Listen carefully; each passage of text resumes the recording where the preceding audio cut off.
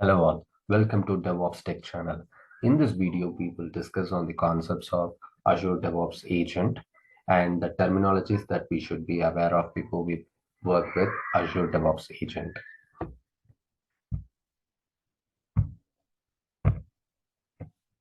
First, we'll start with the workflow of the deployment.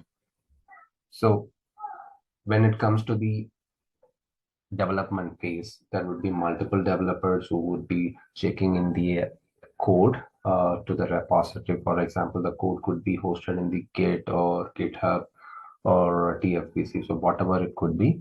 So developers push their changes to the code, and once the changes have been pushed to the code, the continuous integration phase comes into the picture. So it integrates all the bits and pieces of the code which has been checked in by different developers and integrates it with the source code. And then comes the continuous deployment phase. So in this phase, the release packages would be created, and then those packages would be deployed to the Azure resources. Here, the Azure resources could be a virtual machine, Kubernetes, or the container, etc. So this is how the deployment workflow looks. Now we'll jump deeper into the CI and CD part. So in order to complete the continuous integration and continuous deployment phases, we need runners. So basically the runners, what I mean are the pipelines. So pipelines help the CI and CD phases. So the continuous integration phase and continuous deployment phase would be run by the pipelines.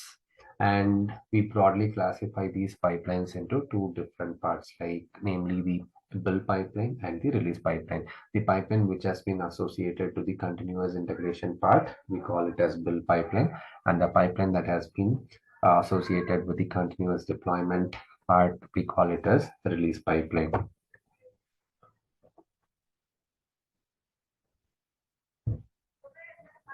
Now, we had discussed on the pipelines. So these pipelines are usually run by agents. So the agents are grouped into the concept called agent pools. So agent pool is nothing but the association or the metric which groups some set of agents within that. For example, in the Azure DevOps UI, we can create 5 to 10 agents, and we can group all those agents into a single agent pool. For example, there could be agent called A1, A2, and A3. So there are 3 agents, and I can create an agent pool called test pool, and I can associate all these 3 agents, A1, A2, A3, within that agent pool called test pool. So this is similar to the resource groups which we see in the Azure portal. So in the resource group concept, so we'll create a resource group, and there could be multiple virtual machines that are associated to that resource group, right? So the same applies here. So here there could be some set of agents, and we can group all those agents into a single entity called agent pool. And when we are discussing about agents, we should also discuss on the types of agents which are available in the Azure DevOps.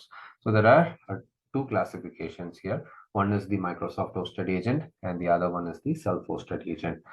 When it comes to Microsoft Hosted Agent, it does not require any installation by the user. So it is provisioned and managed on behalf of the user by the Azure DevOps provider. And the next is the Self-Hosted Agent. So this has to be installed and configured by the respective users, and the user has to take care of the softwares and the tools that needs to be a part of this agent mission. So this would depend on the application that the customer or the client is developing.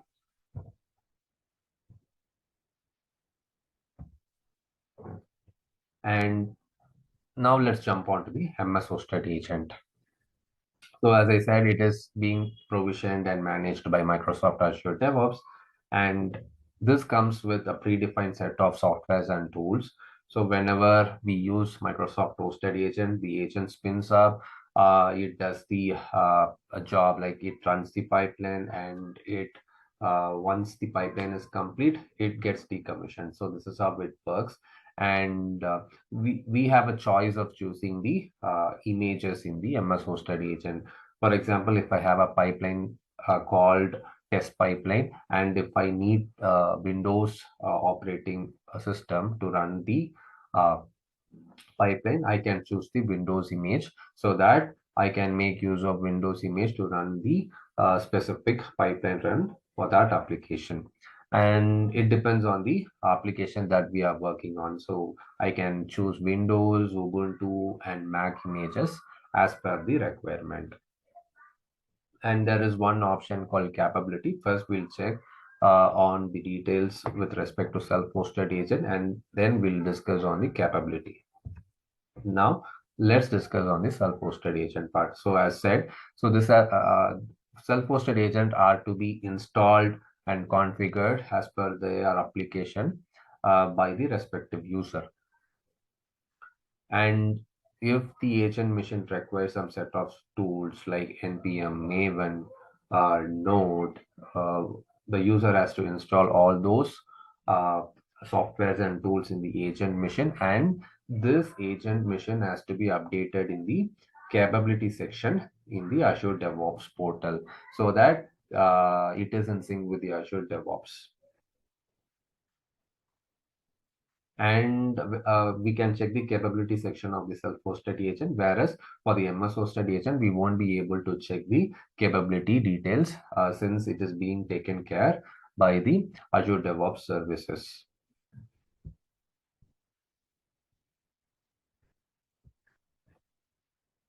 Now, under self-hosted agent, there are two modes, namely the service mode and the interactive mode. So by the time we install the self-hosted agent, we'll be asked to choose like what type of uh, service or what type of agent we need to install, like namely the service mode agent or the interactive mode agent.